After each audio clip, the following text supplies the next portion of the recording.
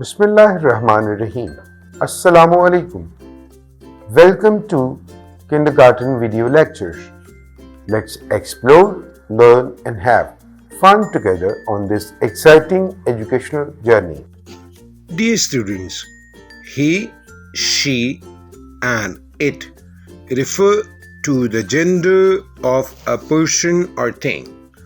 He is used to refer a boy or a man. She is used to refer a girl or a woman. It is used to refer a thing or an animal. So these words are called pronouns, which are used for the nouns. For example, he is playing with a toy car. He likes to eat an ice cream. She wore a pretty dress. She is reading a storybook.